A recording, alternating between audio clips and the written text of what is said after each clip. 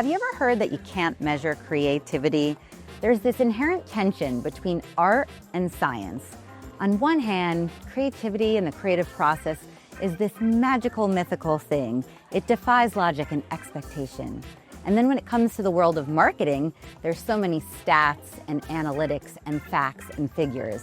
And these two worlds oftentimes are in direct competition.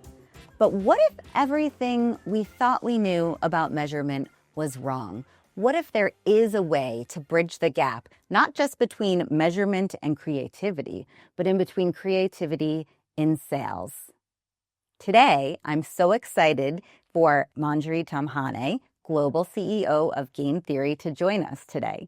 And she is going to talk all about how we can overcome this myth and some actionable strategies to getting creativity more effective. I'm Laura Jones, and this is Opinion Party, the podcast where we dispel the most pervasive myths in marketing today. Welcome to the party, Manjiry. Thank you, Laura. It's wonderful to be here. So since this is a party, and I know you love wine, I wanted to warm up for a little game. So we're going to do a quiz. Is that okay? That sounds fantastic. Okay. So I've got 3 questions prepared for you. It'll be a lightning round. I'll give you 2 choices, and you just yell out your choice. Okay. Ready? Here we go. Let's go. Old world or new world? Old world for me. Red or white? Red for me. Bubbles or no bubbles? Oh, I love bubbles. Me too. So let's get right into the heart of the myth that you can't measure creativity and you can't tie it to sales. What are marketers missing when it comes to this today? Well, look, we've been able to measure the impact of activities, brand and marketing activities for decades now. And we've always known it's about how do we get the right message to the right person through the right channel at the right time. Now, historically, a lot of that measurement has really been about the media. When we model, we're modeling the impressions, so we really get a sense of how the media is actually performed. But creativity is inherently part of that impression. It's just that we've not really been able to tease that out until now. And the challenge has been the quality of the data around creative. But now we're able to, and it's quite boring, it's quite dull, the concept of taxonomy. But taxonomy is critical to creative measurement. And so at Game Theory, with the advances in AI, what we've now been able to do is actually codify creative. So you and I could look at a piece of creative and we'd describe it probably slightly differently. But if you try to do that over thousands and thousands of creative, it's really hard to do that manually. And so now with advances in AI, we're able to kind of codify that and actually create data that allows us to measure. Manjiry, you are one of the smartest people I know, and I love when we get right into the geeky stuff. But for the audience out there that isn't quite sure what taxonomy is, can you just give us a little bit of primer on that? Yeah, absolutely. Taxonomy gives data context. It just gives you an understanding of, I could say 20, but am I talking about 20 centimeters, 20 meters? What am I actually referring to? So taxonomy is really about giving data context. So when we start to measure and model, we understand from the insight what's that referring to, and then we can make a more confident decision off of that data. Excellent. And Game Theory has been, you mentioned AI, Game Theory has been at the forefront of using AI for decades, really. I think most people were just thinking of AI in terms of the Terminator in the movies, and you were already applying it for practical business application. It is such a broad term. We are going to hear so much of it, and only increasingly more. Can you define, when we're talking about AI here in the context of marketing analytics, what we're talking about? Yeah, look, I think everybody feels as though what's happened over the last 2-3 years is this sudden explosion of AI. And that's just not the case. I mean, AI has been around for decades. I mean, it started back in the 1950s with concepts like the Turing test, which sort of gave us the ability to look at machines from a point of view of how close are they to simulating human-like intelligence. And that really laid the groundwork for what we know as AI today. Fast forward to the 1980s, and then we had concepts like machine learning, supervised, unsupervised reinforcement learning.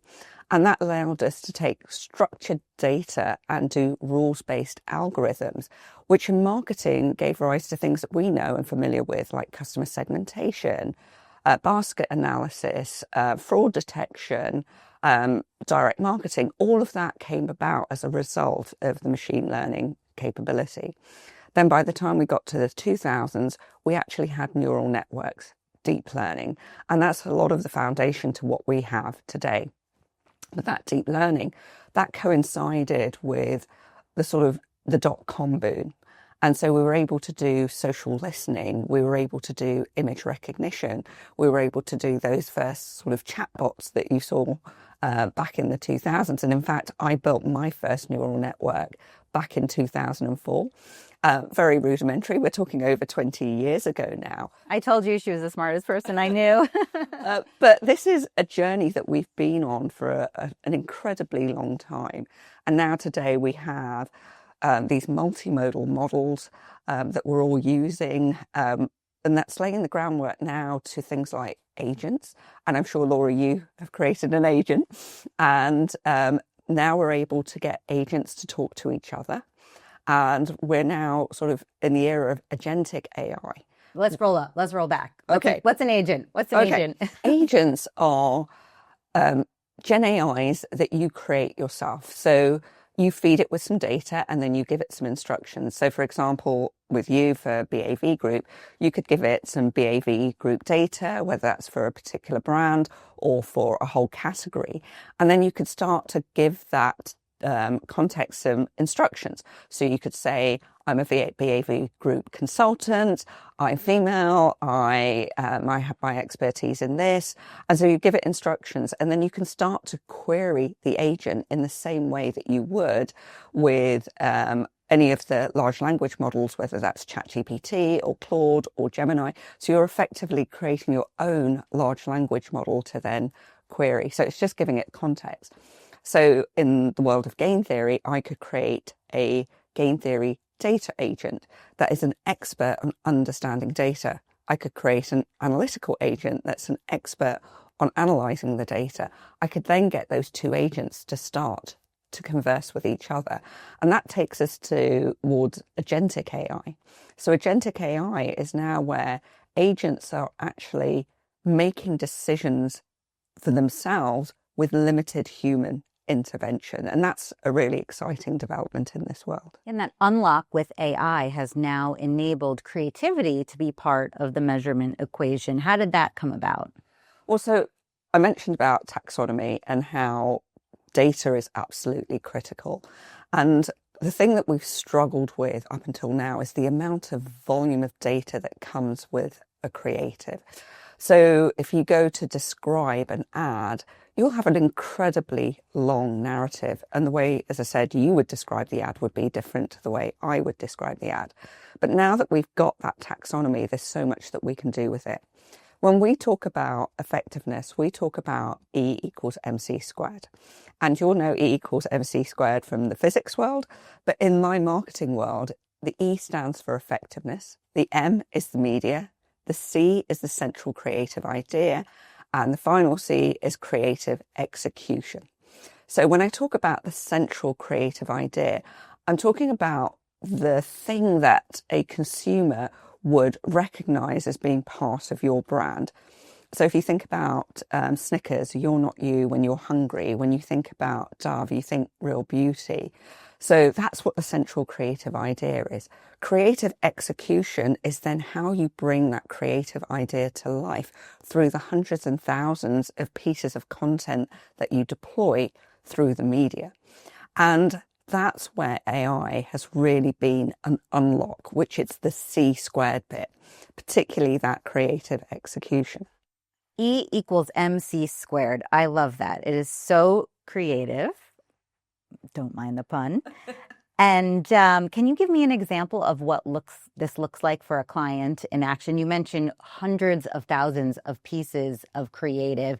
I imagine manually that would be literally impossible to define in the same way. What is this process that AI now makes possible where once humans was out of the realm of possibility?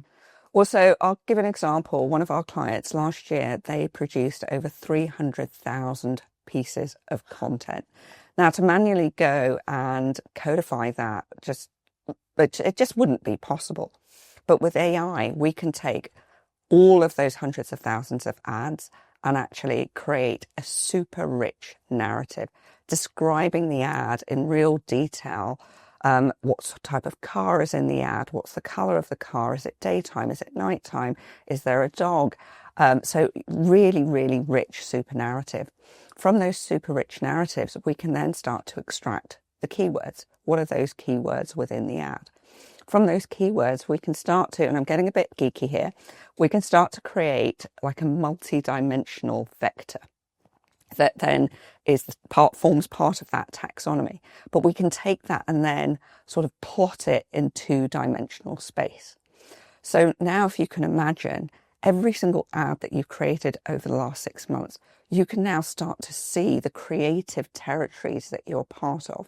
So if you're in, say, financial services and you're a credit card, you talk about luxury, you talk about travel, you talk about your brand. And so you can start to see which territories do you occupy and also start to understand which territories your competitors start to occupy. So it really starts to bring all of this to life. And it's really empowering marketers to understand and creatives to understand what territories do I own strategically, what territories could I start to go after. You can start to look at which features work best, which are some of the boosting features that improve the effectiveness of your ad. It really is a tool for creatives to put value on their work and sort of be able to demonstrate in the same way that media has the importance of it. I mean, creativity is about 49%, according to the IPA, of the uplift in sales. So it's really a crucial part, and it's great that we're now being able to not just measure it, but tie it back to sales. So let me make sure that I've got this right. I'm going to use this vase on the table as an example. So for those of you listening, there is a disco ball, very on theme for Opinion Party. We're using it as a vase sitting in the middle of a white table. It's got some pink flowers in it, and it's got some white flowers in it. And the way I might describe this could be totally different than the way that Manjiry might describe it. Is that right? Yeah, absolutely. And I would describe it potentially in a similar but different way. But with the generative AI, it would actually recognize every single plant that's there and be able to name the plants, name the actual kind of tone of the color. It would describe the lighting.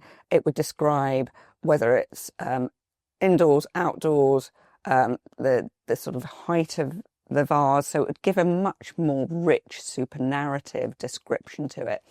And then if there was a second vase with a second set of flowers, then it would sort of pick out all of those, and then it would pull out keywords around the pink versus the purple versus yellow flowers versus white flowers. So you'll get a much richer description. And then if we would take that and try and link it to sales, you'd start to be able to pull out that the purple works better than the pink in the context of that particular ad. I'm not saying that that's the case, but that's how we can start to bring the creative data now to life through measurement and tying it back to sales. Wow.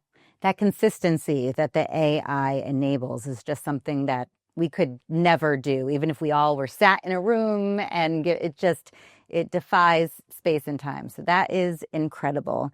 When you started talking about the red versus the blue and tying it to sales, I kind of wonder, I just was like, oh, does that taking a little bit of the magic out of it? And I want to understand, first of all, your view on creativity personally, and then what you might say to people that feel like, oh, are we taking all the fun out of this?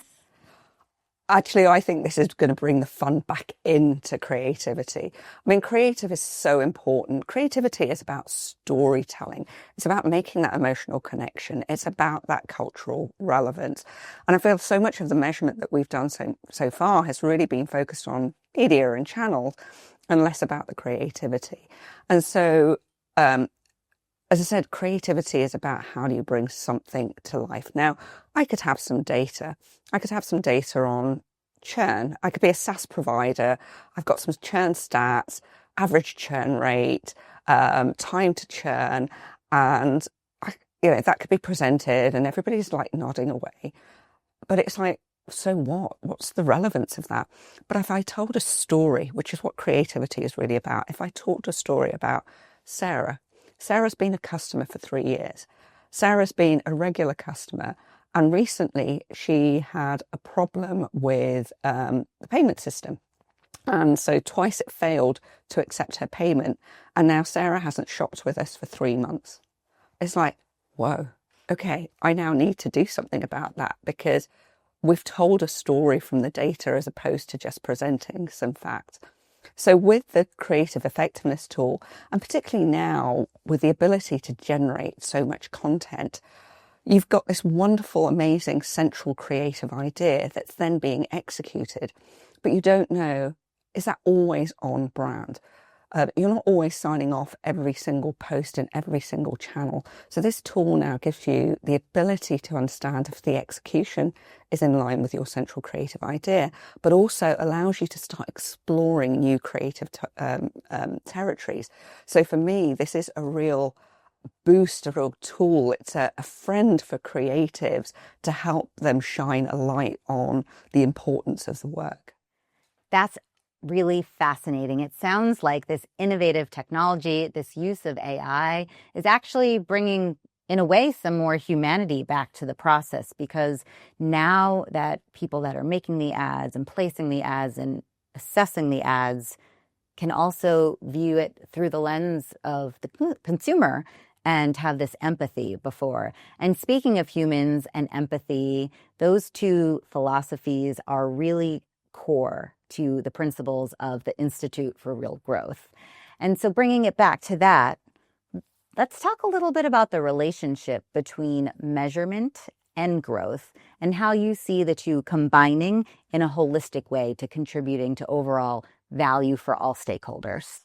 I mean, look, these are challenging times for a lot of businesses. And when we talk to organizations, they're suffering from so many sort of different pain points. One of them is around, how do I unlock growth when there's so much uncertainty in the world? A second really is around, how do I actually prove the value of kind of my investments that I'm making, particularly around marketing? And then also, like, how do I start to get more actionability from a lot of the complex marketing ecosystems that I've built kind of around me? And I think when we go to the first pain point and sort of being able to navigate through like increased competition, that increased uncertainty, it's how do I find new sources and levers for growth? And the creative effectiveness product that I talked about, I think that's a way of unlocking more growth out of the investments that you're already making. But also a lot of brands are now starting to move into things like sponsorships and doing partnership deals. And so we've done a lot of work to help unlock growth from some of those investments as well. So we're branching out into other areas where those areas can start to unlock growth for businesses. So when it comes to measurement, we measure what we have data on.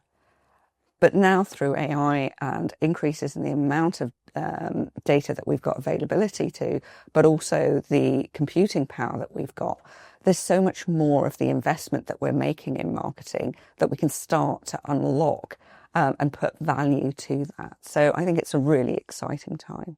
Absolutely.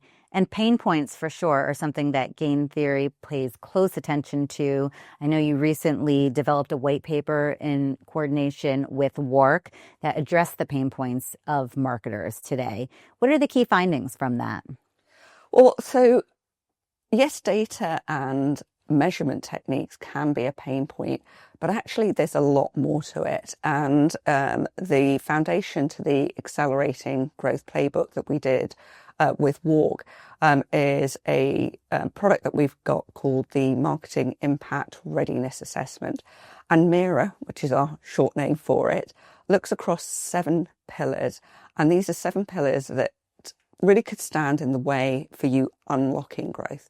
And it's everything from the culture within your organization, how KPIs are set. Are your personal KPIs aligned with the business KPIs, looking at customer data, looking at the marketing data, looking at culture, looking at innovation. So it looks across a lot of things. And what we find that today is that actually a lot of companies have got quite good quality data and quite mature measurement, but where they're struggling is really the marketing transformation and the culture within their organization, and being able to take those insights and activate them for growth. And so at Game Theory, what we're really proud of what we do is about giving unmatched value. So typically from a program to enhance the effectiveness, you'll get about a 20 to 30% uplift. And that's great, but how much of that uplift is actually turned into real growth because people have the confidence to make the decisions that actually activate on that. And so at Game Theory, we're really keen to ensure that we give that unmatched value and give you the confidence because you've got the transformation, you've got the culture, people's KPIs are aligned alongside the data, the measurement and the insights to unlock growth. So it sounds like you talk to a lot of marketers that do know what they're doing, but also maybe some that have no place to go, nowhere to turn, no place to start. It sounds like Mira is an excellent tool. I think it's very clever as well. Mira, seeing meaning, it has a double meaning in different languages. In addition to doing the Mira measurement framework, what other things can marketers do to create a stronger culture of measurement in their organizations if one doesn't already exist? Well, I think it's looking at, what are the decisions that you want to make that you can't make today? If you understand the decisions that you could make, how you would implement them and how that could unlock growth, that's a really good starting point. So understanding the pain points in your own organization, understanding the questions that you want to answer, using things like Mira to understand where are you on the journey. So good, better, best. And not every organisation wants to be the best at everything, but where are you on the journey today? How do you benchmark against other organisations across your industry? And then what's the roadmap to get to where you want to get to? So really starting with your key questions and understanding your pain points has got to be the starting point. Business fundamentals. In order to get where you're going, you have to know where you are. So I think we have time for one more question. The party's just about wrapping up, but I want to point out the fact that you are not only the smartest person I know and an incredible measurement executive, but you're also a global CEO running a business. And one of the focuses of the IRG is actually in how the chief marketing officer can interact better with the other members of the C-suite and be more effective in the boardroom. So from your perch as CEO, what advice would you give to marketers in order to enable and foster better collaboration? Yeah, and so thank you for that, Laura. It's very kind. I think additionally, with my CEO role at Game Theory, I'm fortunate enough to also sit as a non-exec director of a FTSE 100 company in the UK. And so I get to hear the conversations between the CEO, the CFO, the chair, and the rest of my board colleagues. And so having really good context about the company, the corporate strategy, what's on the mind of the CEO, what's on the mind of the CFO, what are some of the challenges that they're talking about to investors, to their customers, understanding the strategy within the annual report. Once you understand the strategy and the direction of your company, it's how do you put what you're doing within marketing in context of their world. So, and we all say that marketing is the engine of growth. If for your CFO, CEO, you could say, imagine a world where we could unlock an additional 30, 40, $50 million worth of growth, $300 million worth of growth. And this is how we could go about doing it. Guarantee you, your CEO, CFO is going to go, okay, tell me more, how? And so your marketing strategy really needs to be geared up around how are we going to drive a short and long-term growth for the organisation through the investments that we're making. Sounds like speaking their language. Absolutely. You have to speak their language. Well, thank you so much, Manjiry, for joining me today. This has been so incredible. We all got a lot smarter. We learned a lot about measurement. And thanks for joining the party. Thank you, Laura. Thank you very much for having me here. If you want to learn more about anything you heard in today's episode, we're going to put some links and some research in the show notes, so be sure to check that out. As always, everyone's invited to Opinion Party, so please hit like, subscribe, and share. See you later.